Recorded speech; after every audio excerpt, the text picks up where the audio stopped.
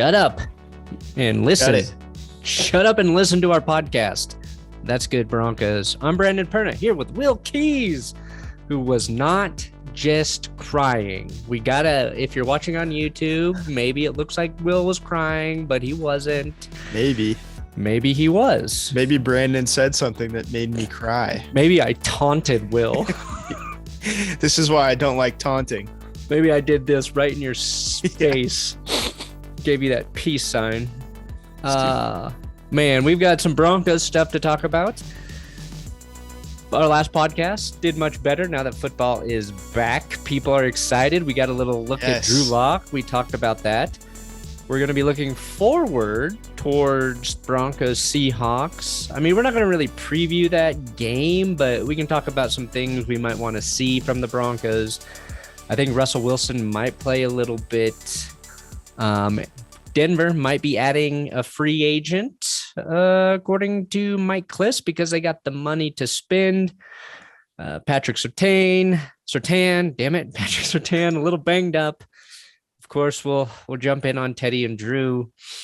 And I got a stat that should get Broncos fans from 6 to midnight, baby, as they say in the pants department. Today's episode brought to you by DraftKings Sportsbook, America's top-rated sportsbook app, and use code DNVR when you sign up to take advantage of their can't-miss offers and my coffee company, benchwarmerbrew.com, which right now on Twitter, at benchwarmerbrew, if you want a chance to win some of my coffee for free, find our tweet where we ask you to taunt us. This was Will's idea. I thought it was a great idea. And we're going to give away some coffee to whoever has the best taunt, or maybe like the 2 best taunts. So that's how you get some free coffee. Yeah, well, and we'll run it until the end of today, probably. So if you're for the rest of the day, listening to this podcast on the day it comes out, you still got time. You got time. Yeah. Maybe I'll extend it. Yeah, maybe. You have to be. You're taunting us too. Yeah. These are not just your favorite taunts in history, because I saw a few people doing that. You're supposed to be taunting us as a coffee company. Yeah. And so your chance to talk shit to Will and I. Yeah, which is, I acknowledge the difficulty level pretty high, because there's not a lot of, not a lot of things you can poke holes in with us. No. We're pretty much perfect across the board. Yeah. We're bulletproof. Well, not bulletproof coffee. No, don't confuse us with that. You taunt them. Although that's I switched to the bulletproof creamer recently, and that was a smart decision on my part. Oh, interesting. Maybe we should do benchwarmer creamer and just start raising cows or something. Yeah, that seems like a lot of work. Yeah, it does. But I only want the finest Swiss cows on earth. Yeah. The Swiss, like, we make fun of them for being neutral, but when it comes time for cows and for bank accounts, then we really, really need them, don't we? Oh, we do. On my exercise bike, I've done tons of the cycling workouts through Switzerland with multiple trainers. Like, they did this whole Switzerland series, and I think I've done like almost every ride. And I have learned a lot about Switzerland. They've got bombs in their bridges that they can detonate in case of some sort of war scenario to prevent invading forces from coming into the country. Okay, feels a little outdated. Yeah, I think that's old, very old, but they're still there. They're still there. Still worried about the Germans, I see. Saw a lot of cows. So I guess that's all I remember. But anyway. So your Switzerland facts for the day. That's my Swiss fact of the day. Check out our new YouTube channel, Swiss Facts of the Day. Yes. Please don't. All right. Should we get into it? I guess. Yeah. Okay. I could go on forever and ever about various European countries. But let's see. Mike Kliss tweeted yesterday, per the NFL Players Association, the Broncos have the second most cap room in the NFL at $28.45 million. That's a lot of cheddar. In his words, there's a chance their season opening roster could include a veteran or two not currently with the team. So our idea was to look at the top 100 available 2021 NFL free agents, and I think you're going to go down the list, and I'll stop you if I see a free agent that I think I'm gonna read. We won't get to 100. Don't worry, we're not gonna read 100 names. But the we're going to go point further here than that. is twofold, because I'm not sure the Broncos. There's like a position where they need to add a veteran. So this is really kind of like a mystery tweet for me. Usually we would have an idea like they have to add safety help, right? Or they had like, feels like the Broncos roster pretty freaking good, assuming, the quarterback situation plays out well. Yes. The other thing, I think it's smart if they don't spend any of this money, because this cap rolls over into next season, which I think I read Andrew Mason's tweet saying if they roll this over, they'll have like 70 or 75 million in cap space next year. Obviously, there's going to be some of their own guys they would want to re-sign with that money, but they would be in like a position like we've seen like the Colts every offseason, where you have this pretty solid roster, a shit ton of money to spend if you want, and then the Colts never do. So I think they should keep this money. I don't think they should necessarily sign somebody, but let me read through this list, Will, and when somebody tickles your fancy, you stop me. All right. Let's go. Ready? Starting number one available. And again, we don't think this guy will be returning to the NFL this season, but per sources. But Mitchell Schwartz, tackle. Then you've got David DeCastro, guard. Russell Okung, tackle. Richard Sherman, corner. Rick Wagner, offensive line, tackle. KJ Wright, linebacker. Let me stop you there. All right. I think KJ Wright's interesting. Yeah. I think he seems like he's waiting for a contract from Seattle, but Seattle does not appear to want to budge. Seattle just gave a lot of money to Jamal Adams. So I think that makes a little bit of sense as one option. Yeah. And I mean, we spent a little bit of time talking about how we liked the performance of Justin Stranad last week, right? And then you've got Baron Browning also, correct? That's right. He's a rookie, right? Yeah, he was injured. He's coming back off the injury. They might put him on IR and kind of redshirt him this year, but if not, he would be that fourth guy. Yeah, I mean, I just see like a lot of people are really excited about him. Which I think is fair. Like two people that I always see tweeting about him. But let's say he is injured, are they going to do that? Then KJ Wright does make sense, even though like, yeah, but you got KJ Wright. You'd have to pay him, a significant amount, and then you'd have to start him.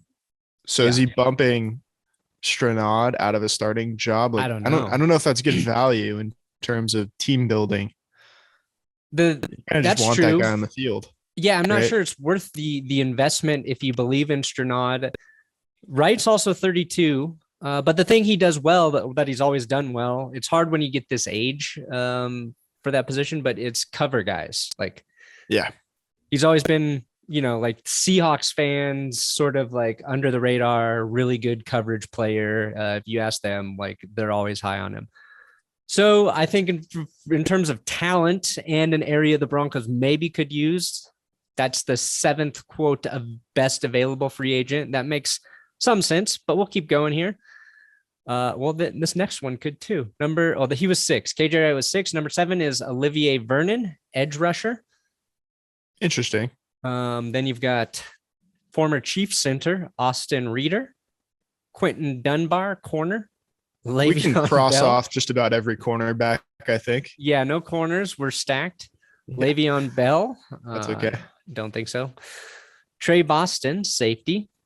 Trey Boston's only 29. Yeah, so Seems like he's been in the league longer than that, though. It feels like he's been around for quite a while. I just want to say, I think the one position they might be looking at actually is safety depth, because they've got Kareem Jackson, got Justin Simmons, Trey Marshall got hurt last Sunday against the Vikings, and then you got 2 rookies. Which yeah, well, PJ Locke's back there, and then Jamar Johnson and Caden Stearns. Right. So, not a ton of experience back there in case someone gets hurt. Justin Simmons, knock on wood, plays just about every snap. Kareem Jackson's a little older. He's, the way he plays kind of lends itself to injury. If I were going to make one move for depth on this team, I think I would pick up a safety. So you got, just to spoil the list a little bit, Trey Boston's at 11. Then you got Jeff Heath at 16, played with the Raiders last year. The upside of picking Jeff Heath is that you can guarantee he will not intercept Drew Lock this season. Yes, because he did last year, correct? Yeah, and probably in practice, but not, when the bullets are live. So yeah, that's one of the upsides, in my opinion. Yeah, I think either of those guys would be a very solid depth piece, and they shouldn't KJ Wright would command more money than either of those players. So, right. Trey Boston, I can get on board with that. Then we're dropping to the defensive line. You've got PJ Hall out of Houston, Jarrell Casey, who we've said would be probably a great pickup for any team. He just had that injury last year. Nothing before that indicated he couldn't keep playing. Quan Short, Geno Atkins. That's probably a decent defensive line piece if a team gets an injury there. Yeah, I think that's probably what all these guys are waiting for. Yeah, is for an injury to happen. And I don't want to, I'm not obviously not rooting for these things to happen or waiting for, the dominoes to fall, but Carl Lawson on the Jets just went down with an apparent leg injury that doesn't look good. So this is the time of year where these vets just kind of sit on their hands. They don't have to go to training camp. They can get in shape on their own. And then once the market gets a little bit better, then this is when they latch onto a team, when they're truly needed for, just kind of a Band-Aid role for a season. Right. Okay, so Geno Atkins. That said, I don't think the Jets will be signing Alden Smith. Alden Smith, whatever. Yeah. I think he's off the board. I think assuming the Broncos stay healthy, I feel like their defensive line is pretty set and pretty good as is. I mean, you got Draymond Jones, Mike Purcell, Shelby Harris. Ooh, yes. Deshaun Williams. He made some plays last year. You got McTelvin again. Shamar Stephen. Shamar Stephen. We're going to figure that out eventually. Called him Shamar Stephen Stephen about 500 times during the stream last week. Stephen. Okay, so then Jeff Heath, like you had, former Bronco DeMar Dotson at tackle. We think we're finally gonna figure out right tackle. I think Calvin Anderson's been sort of the starter there. Yeah, Calvin Anderson. Well, let's just point this out right now: is regardless of who's playing tackle, the Broncos had the highest graded pass blocking unit in Week 1 by 11.3 points over the second best, the Jags. And then the Saints, doesn't make sense. And then the Bears. I feel like the only highlights I saw of the Jags last week are Trevor Lawrence getting sacked, Gardner Minshew getting sacked. Yeah, yeah. So you can't try and figure out Pro Football Focus grades, Will. But when the Denver Broncos are number 1 in a category, they're the best at giving grades. Yeah, exactly. That said, Denver 93.9 pass blocking grade. So yeah, Jags at 82, Saints at 80, Bears at 80. Nice. It's nice. I like it. And it's a little change of pace. I think the line's going to be good. I think it's a small indicator that the Broncos offensive line, it wasn't really an issue last year, and I think it's gonna be a little bit better this year. I'm not saying it's going to be the best line in football, but top 10 line, I think all around. Broncos got it. Yeah, and I don't know what PFF graded their run blocking, but to a layman like you and I, it looked pretty good too. Yeah, they made their runs. Javonte Williams, he had holes to run through. So did Royce Freeman. You Correct. give Royce Freeman room to run, then you're a really good offensive line. Yeah, because he's big man. He's a big guy. Big man on campus. Yeah. So we like what we saw there. So they got 3 options, right? At right tackle. Yeah, Seems like it looks Calvin like Anderson Calvin Anderson might sneak in there as the starter. They brought in Cam Fleming and Bobby Massey. Macy? I think it's Massey. I think it's Massey. Yeah. Sure. Why not? So, Garrett Bowles is healthy. Anderson maybe takes that starting spot, and then you've got 2 veteran backups at either position. Should be good. I know Ryan Koenigsberg has been banging the drum for Natane Muti at guard, but very physical run blocker. Love to see him in there. Quinn Miners had some nice pancakey blocks too, I believe. So yeah, line's good. I don't, for the first year, I don't see them trying to add that. It's why DeMar Dotson isn't back right now at age 35. So then you've got Todd Gurley, still a free agent. That sounds fucking crazy because he's still just 27. Jeez. And Duke Johnson, also 27. And then we'll end it here with 2 interesting options. Everson Griffin on the edge or Trent Murphy on the edge. And the Vikings just worked out Everson Griffin, but they did not give him a contract. Obviously, George Payton should have a connection, a read on Everson Griffin. Not a starter, not necessarily the right scheme fit either, as you mentioned. But right now, Malik Reed is the only backup edge rusher that I feel pretty solid about. Yeah, I like the idea of getting a little bit of depth at the edge position. You still got Anthony Chickalo, who, he's all right.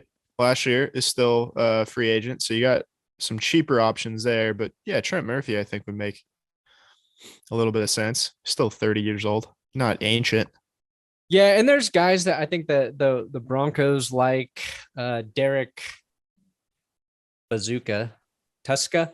Derek Tuska? Yeah, Tuska. Tezuka. He will be Derek Bazooka whenever I refer to him. Jonathan Cooper. So there's probably guys who, we just don't know a lot about yet. But, I mean, I wouldn't be mad if they brought in Everson Griffin on a cheap 1-year sort of deal. And you could play him on, the edge as a rusher or as a defensive end, like a down lineman, if you want to switch things up, like Everson Griffin and Von Miller, both kind of coming off the edge there, and you send one, you don't send the other. You could probably do some fun things with that schematically. Double trouble. Double trouble. But again, I think the Broncos are safe just holding on to that money. Because you might need to pay Aaron Rodgers this offseason. You might have to pay Aaron Rodgers. You might have to. Here's the weird thing. Might have to pay Drew Lock. They have no idea if they're going to have to pay Drew Lock next year. They have no idea. No, I mean. You got to pay Cortland Sutton, presumably, right? Yeah, I mean, well, that's something we could talk about is he's not going to be 100% for a little while. Like, still wearing that knee brace. I think they're going to ease him back into the lineup and the rotation, which is probably fair because they don't need him. No, you can have Jerry Jeudy as your number 1. You know what I mean? Like you have Tim Patrick as your number 1 too. You have Tim Patrick as your number 1. You've got KJ. You've got Noah Fant. Albert O is supposed to start practicing soon. So I think Cortland Sutton's going to take a little longer to come back. And I think Albert O is coming back a little more quickly than expected. ACL injuries, you just don't know. And it's like how the body like heals that shit is different for every player. I think Adrian Peterson had the greatest all-time ACL recovery where he returned quickly and then rushed for 2,000 yards. Yeah. So. And that was like, I remember watching that injury and it was, I think week 16. It was really, it that really late late in the season? I remember it being week 16 or 17. I want to say against Buffalo, but maybe I'm wrong. Yeah, dude's a freak. Not against Buffalo. It was against somebody. It was really late in the season, and he came back and rushed for almost Eric Dickerson's record, over 2,000 by a pretty solid margin. MVP. The only reason Peyton Manning didn't win back-to-back MVPs was Adrian goddamn Peterson. I know. Manning got what, comeback player of the year instead? Yeah, that felt like a weak consolation prize. Yeah. Is Adrian Peterson a free agent? I think he is. I'm trying to find him on this list. He Maybe I is. missed him. Is he not in the top 100? Frank Gore's still a free agent. Oh, no. Adrian Peterson and Frank Gore, 90-91. How's Alfred Morris listed ahead of Adrian Peterson? I think Alfred Morris signed too. Well, he just got released by the Giants. Oh, okay. Adrian Peterson, 36, Frank Gore, 38. I just want to see him. I want to see him one more time. I want to see Frank Gore again. Yeah. Come on. Get Frank back to the 49ers. I want to see him like switch to fullback and last another 5 seasons in the NFL. Speaking of fullbacks, I saw a picture of Jano on the Cleveland Browns Instagram, and I just made me miss him again. He was ripped, showing some midriff. I was like, dang, the guy's a fullback I want on my team. The offense has not been the same since he left. No. And by the same, I mean like below average. It was all Jano. Yeah. Going from below average to just bad when he came and left. Yeah, all the curse of Jano, some are calling it. Many in Broncos country are people are calling it. All right, what else do we have? The Broncos are okay. So here's what's interesting.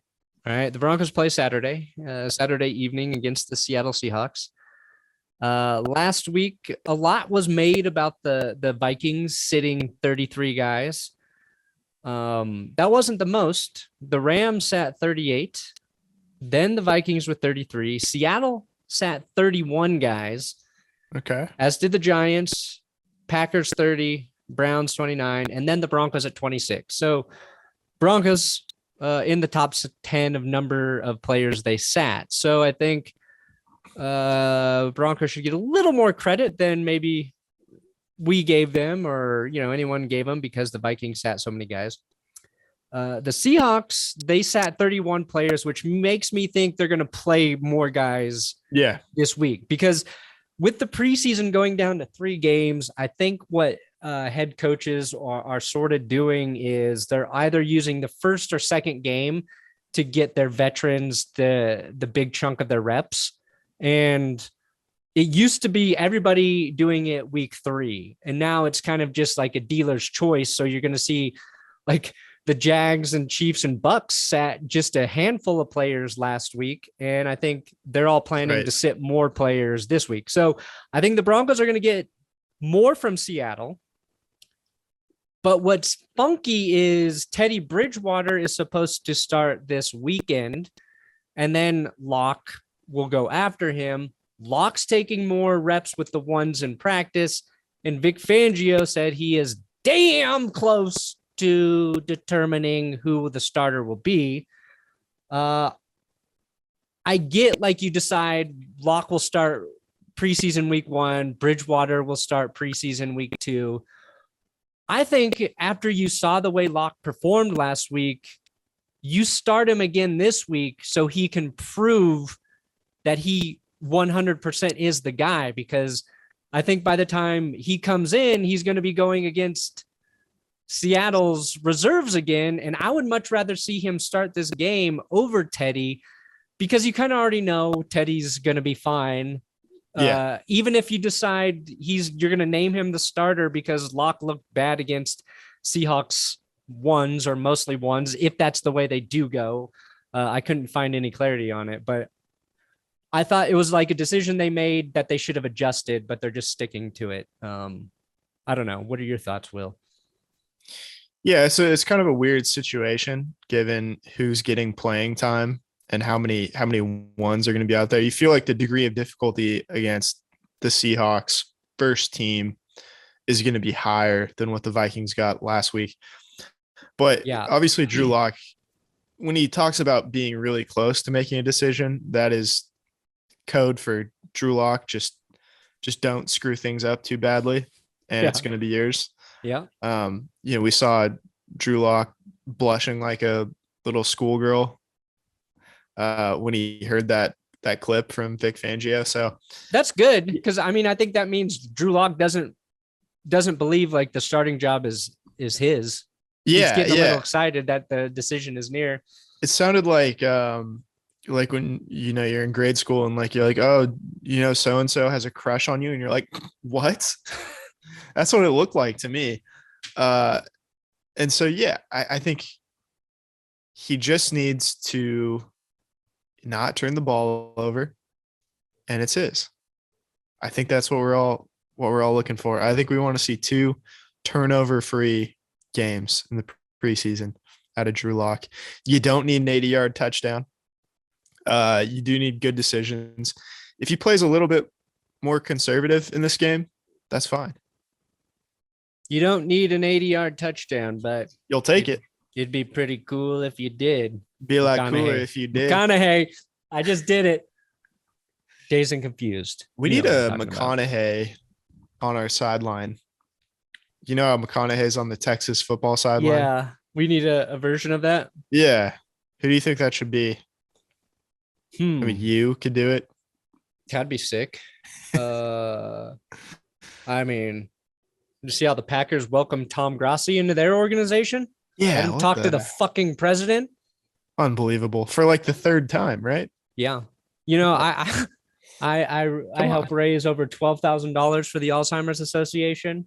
And then the Broncos do their big Alzheimer's Association charity thing yesterday. Don't even give me a call. Don't even give me a call to try to raise some more money or do something for that. I don't know. Ask them to help me destroy the Lego head. They're very kind and receptive, but we're like, no, you can't. We can't do that because some stuff's happening. So it's just, I don't want to bag on them, but be nice to be treated like a celebrity is what I'm saying. All I want is celebrity treatment. I'm not asking for much. The only reason I raised money for charity was so the Broncos would pay attention to me. It's true. It's true. I mean, I don't think you could top the Reservoir Dogs video. No, you can't. In terms of beating up Lego Tom Brady. No, it's I'm mostly kidding. That would be a really dick move to use my charity raising as a slap in the Broncos' face. But not past you. No, my sister works for the Alzheimer's Association, and she texted me like, "Are you going to training camp?" I was sleeping, and then I just responded early in the morning like, "No." And then in the middle of the day, I saw what was going on there. I was like, "Oh, that's probably what she was like wondering if I was going to be there for." But we've got a bunch of family shit going on this weekend, so like our focuses are other places right now. But anyway, I'm kidding. I'm just kidding. It would be nice if Broncos loved me. I just don't think they do. I just don't think they do. They'll learn to love you. They'll learn the hard way. The great shift is happening in terms of media consumption. Oh yeah. I think they'll get ahead of it, or they'll get behind it, or they'll be right on time. But they'll come around. They'll come around. You know who else comes around every time? DraftKings Sportsbook, America's top-rated sportsbook app, and it's everyone's favorite time of year, college football season. And to celebrate, DraftKings Sportsbook is putting new players in the center of the action with $200 in free bets instantly if you bet $1 or more on any college football game.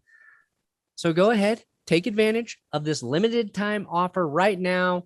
Head over to DraftKings because they're giving all new players $200 in free bets instantly when you place a bet of $1 or more on any college football game, no matter what. DraftKings, it's safe, it's secure, it's reliable, and it's located here in the United States of America. So it's easy to deposit and withdraw your money at your convenience. No funny business, okay? None of the business is funny. Even when Will and I try to make it funny, it's not. But anyway, you can download the DraftKings Sportsbook app now. Use code DNVR to receive those $200 in free bets when you place a $1 bet on any college football game. That's code DNVR to get your free $200 in free bets instantly for a limited time only at DraftKings Sportsbook. You got to be 21 or older. Colorado only. New customers only. Restrictions, they do apply. See DraftKings.com/sportsbook for details. Gambling problem? Call 1-800-522-4700. Nailed it. Got it. Patrick Surtain got a slight irritation in his lower leg, so they've been limiting him in practice. When they say irritation, does he have like poison oak? Could be. Athlete's foot? Athlete's foot on your inner thigh and lower testicle? I don't know. I think that's called something else. Irritation is a weird way to put it. Did you watch Hard Knocks? I did, yeah. Like the first few minutes of the episode, Zeke Elliott was complaining about his gooch chafing. Oh, yeah. He's like, my gooch is dry. I got to get some baby powder for it. He said gooch like 3 times. Made me want to root for Zeke Elliott this year. Not going to lie. Yeah, no, he might actually, he might have we get tricked by Hard Knocks. We always get tricked by Hard Knocks into thinking, they're going to be a good team. I don't see it with the Cowboys this year necessarily. It all depends on their defense and Dak's health. Like if Dak stays healthy, their offense will be good. Believe in. What's that? I said 2 things I don't believe in: Dallas's defense and Dak's health. One thing that Hard Knocks is reaffirming to me is that Mike McCarthy is not a great coach. He is the most cliche NFL coach I've ever seen in my life. Oh my God. He is just like a fucking walking cliche machine. I love it. Like it makes me actually like him a little bit more, but I'm like, he doesn't offer a lot. And maybe he does. Maybe like they're not showing when he's spewing football intelligence, but he's like a guy just like, all right, defense, go out there, make some plays, get us some sacks, intercept some balls. All right, Cowboys on 3. 1, 2, 3, Cowboys. Yeah, the Austin Powers thing in the first episode. Oh yeah, the mojo. Kind of like that, to be honest. But yeah, he's like, you got 2 kinds of coaches in the NFL: the analytically minded, the McVays of the world, and then the Dan Campbell archetype. Yeah. It feels like McCarthy doesn't know what he wants to be. Yeah. And you just got to commit to one. Like and I appreciate Dan Campbell. And either can be successful if your coordinators are really, really good. So like if your offensive coordinator and defensive coordinator are truly just running the game, figuring out how you adjust to things schematically throughout the game, then you can be like the rah-rah leader type head coach. And all you need to be really good at is managing the game at that point and consulting with those guys for adjustments and decisions. Also, you just have to have a good quarterback, which Mike McCarthy has had his whole career. So, we saw that change when Dak got hurt last year. So Dak better be healthy and McCarthy will probably be fine. But, there are other coaches like Belichick who does everything. Like, he's figuring out how to make adjustments and do shit during the game and managing it. So it's interesting when you get a look at the head coaches. I feel like that's usually the most interesting thing, is seeing how they actually sort of function around the team. Like last year we saw Sean McVay and Anthony Lynn, different coaching styles, but McVay felt like a guy players would get behind, as did Anthony Lynn, but in different ways. Yeah, very different ways. So yeah, on the McVay to Campbell spectrum, Lynn's obviously leaning Campbell, then McVay being McVay on the other side. But there's multiple ways to win. Oh, I think that's what we love about this league. Oh yeah, that's what we love. Our league. I'm not enjoying Hard Knocks this year. No, I it's just not as want to make fun. that declarative statement right now. I haven't enjoyed Hard Knocks this year. I didn't enjoy it the year before when it was the Rams and the Chargers. That was mostly because of COVID. Yeah, yeah. It feels like the NFL is probably filtering a lot more than they used to. Maybe after the Antonio Brown situation with the Raiders, Maybe, yeah. that could have something to do with it. I think I like that Raiders season. Okay. I'm trying to think Yeah, it back. was. I mean, the Antonio Brown stuff made it interesting. Yeah, yeah. The last great season, I think, was probably Cleveland. Yeah, That was a pretty good one. yeah, that was a shit show. Yeah. That's what we want to see. Like, that's why, try to get the team like the Jags on there. Yeah, Right. But you gotta have anytime you can have America's team on Hard Knocks, I guess you got to do it. yeah. I'll say, like, if you're a NFL player, going to the Cowboys has got to be like one of the most exciting places to go because the fan base is so strong there. Um, there's so much attention, and it's like if you're good and you go to the Cowboys, like that's a great fucking place to go as a pro. Um, and like as much as we criticize like Jerry Jones, he's pretty loyal to his players and coaches. Like guys Yeah, he get paid is. there. He get like I thought it was fun to rip on Jason Garrett, but I respected that Jerry gave him time to try and right the ship there because a lot of coaches get fired too soon, and that's like a job that takes a little time to figure out. And the Cowboys are fun to make fun of, but there's some things I like about them. But I agree with you. I didn't need to see him on Hard Knocks. There's more interesting Yeah. storylines to be had other places. They've been Like there 3 times. they they got the Kamara #2 on there this last time around. Mhm. The edge rusher, the undersized edge rusher, international story, immigrated over from the Ivory Coast, like a very good story. And now, we'll be watching to see if like he makes the roster, but it's Hard Knocks used to do the guys on the bubble really well. And that's kind of feels like what's missing is the tension about which guys are going to make the team. Yeah. It's more like Zeke Elliott being funny every other shot, doing something weird on the sideline. You know what I mean? Yeah. I don't know. Maybe it's just now that we have it feels like we have more access to players' personalities That's true. that we don't need Hard Knocks quite as much. Yeah. Social media changed that. Yeah, yeah. It feels like we know them a little bit better, that we're not like surprised that Ezekiel Elliott's funny, or we're not like surprised that Dak Prescott is. I mean, Dak Prescott's kind of boring, but that's okay. That's what you want out of your starting quarterback, probably. Yeah. Seems like a nice guy, but yeah.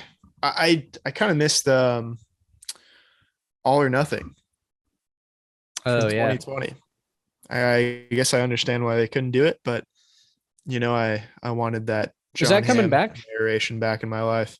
I don't know. They're so secretive about it. You don't even know who's on it until after the season. It's crazy. We've never gotten a Broncos Hard Knocks. We never got a Broncos All or Nothing. Maybe we get it this year. Maybe they got All or Nothing. It would be a great fucking season with Drew Lock. I don't know how they keep that secret. How do they keep those secrets? I don't know. It's like, who are these new camera people and producers around the team? Why do they all have Amazon logos?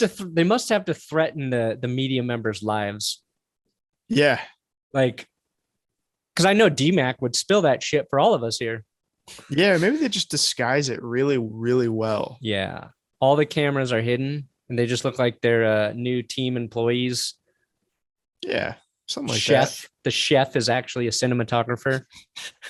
The groundskeeper is a producer. It really is. It's remarkable how they do it. It is. All right. Back to the Broncos. Any surprise cuts you think might be coming? Yeah. I think looking at the wide receiver room, there's a couple that could be coming. I think I'm thinking of Deontay Spencer, and I'm thinking of Tyreek Cleveland.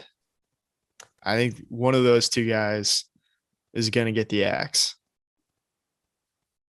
Yeah. And that, I don't know if that's like a super hot take, but no, it's not a hot take. Spencer is, we haven't really got to see him much as a returner, but it feels like Spencer is being sort of market corrected by Trinity Benson.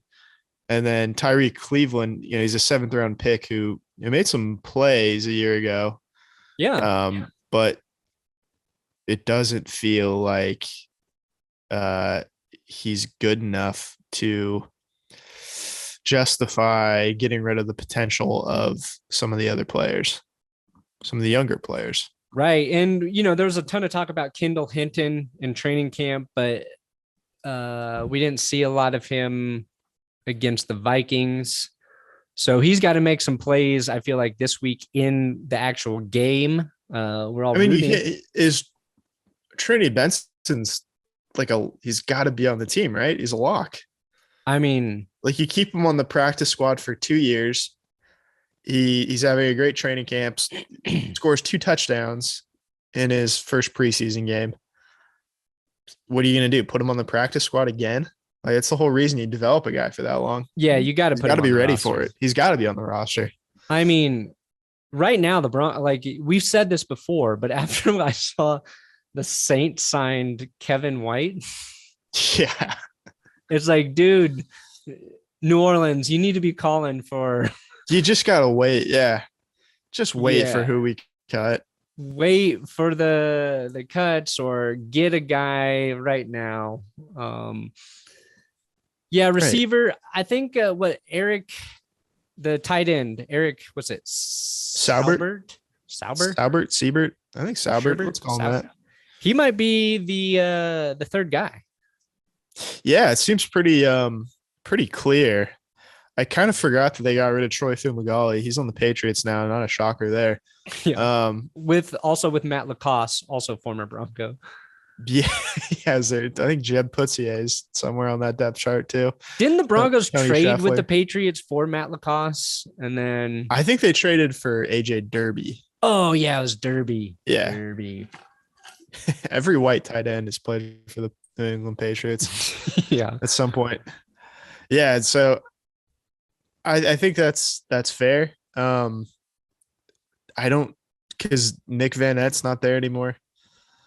Yeah. I think, it's going to be Fant, Alberto, and Saubert, who Saubert's just kind of bounced around, and it feels like he kind of figured it out by all accounts. Yeah. He was with the Jags before?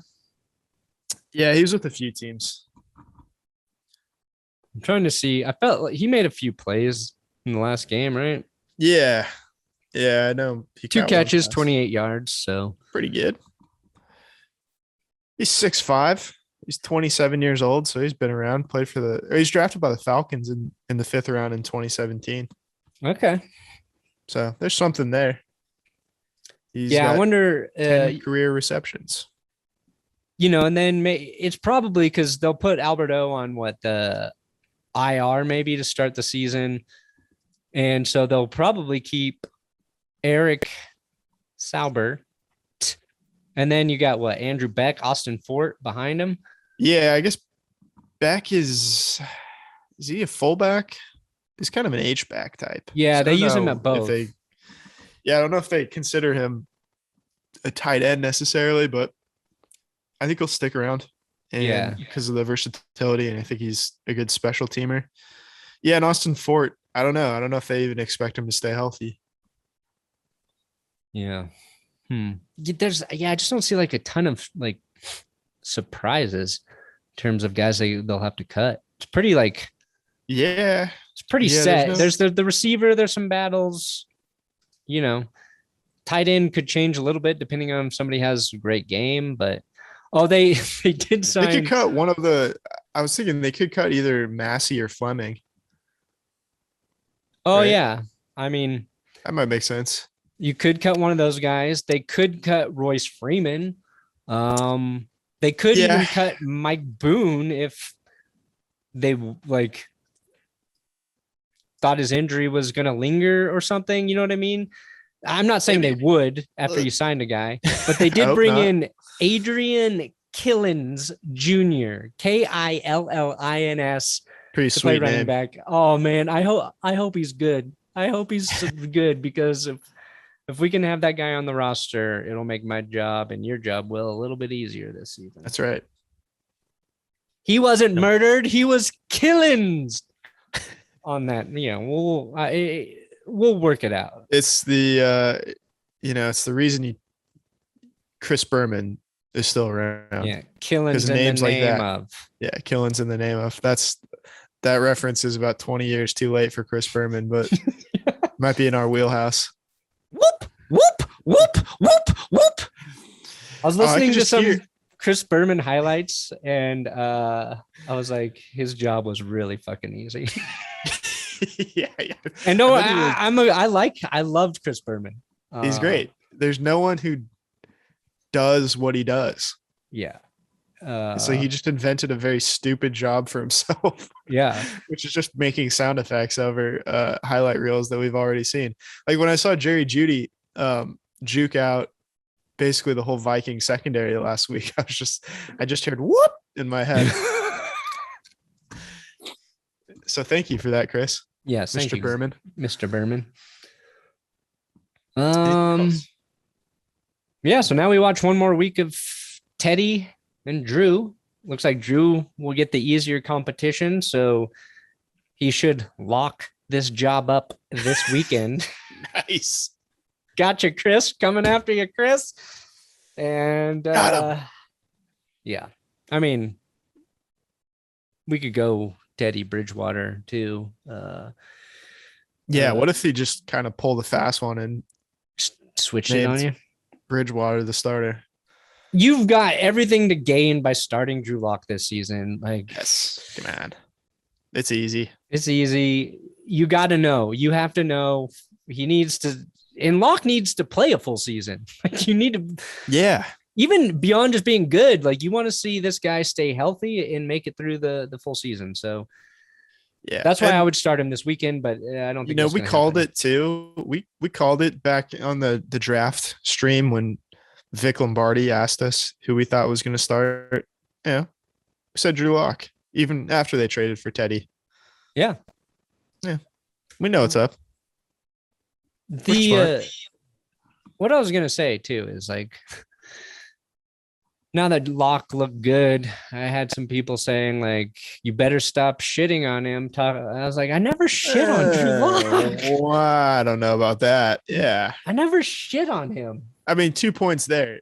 It's one preseason game. God. Yeah.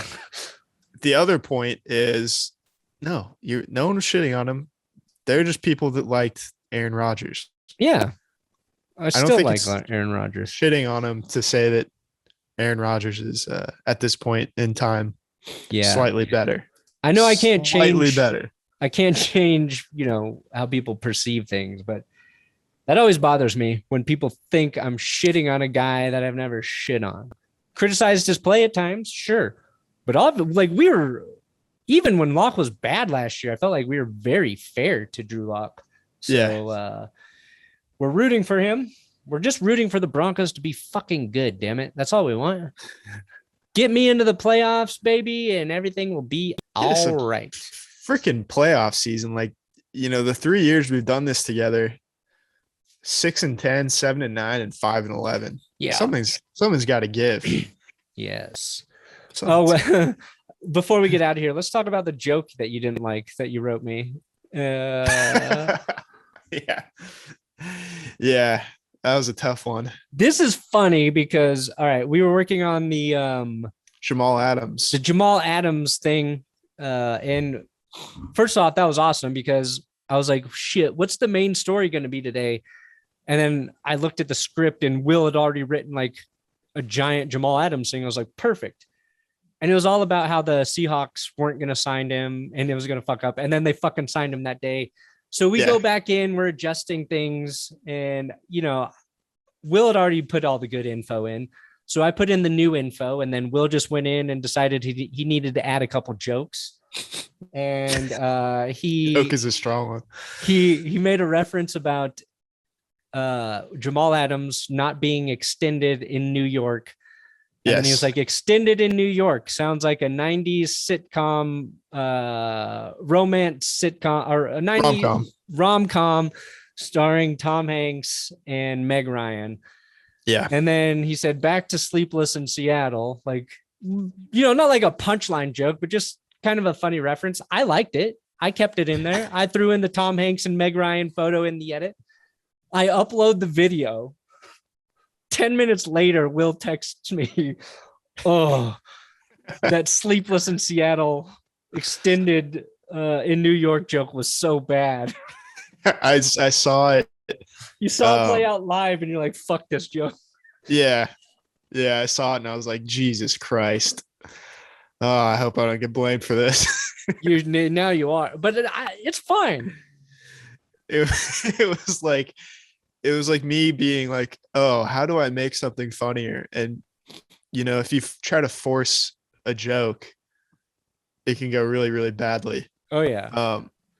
So I think that's the lesson there, Yeah. Well, I mean, it needed a little bit of work. If we had a couple of options as far as we had another hour to marinate on it. Yeah. It feels like something you could riff on in a podcast, but maybe not in a video. Yeah. Well, I don't know. Yeah. Who knows? I saw it. I left it in. I still think the movie makes sense on its own, extended in New York. Like, it's just a flight that keeps getting delayed at JFK or LaGuardia or wherever. And these two people keep bumping into each other. And yeah. And they're waiting. And then the tension's like, it's Southwest for some reason. So are they going to find a seat together? Are they going to keep talking? If you're wondering, yes, we've already had a movie where Tom Hanks is stuck. Yeah, it's the terminal meets Sleepless in Seattle. Then yes, it's true that is the case. However, I don't see why there can't be another one. And here's the twist ending. All right. You think they fall in love? Yeah. They get on the plane. Tom Hanks goes back to coach. Meg Ryan sits in first class. And she's like, no. I'm not going to go out with this commoner. What if you have I like that twist ending. It's a little classist, which I like. Yeah. What if you have like a Romeo and That's Juliet? On the mind after watching The White Lotus. Yeah. Great show. You saw the whole thing? Oh yeah. Yeah, good. We can talk about that off air. Loved it. As not to spoil anything. Yes. Yeah, what if we have like a Romeo and Juliet kind of first class coach romance? There we go. On an airplane. Yes. Something like that. And then the sequel is about the flight. Yeah. I mean, it's like a before and after sunset or whatever. Yeah, how it goes: before sunset, after sunset. Yep. And then the third one, way after sunset. All right. Well, we're going to get the fuck out of here. Thank you guys for listening to the podcast. We'll be live streaming during the game. And then I'm got a crazy weekend. The recap pod might be up a little later. So just a heads up. Good night. And John Elway's ACL. Good luck.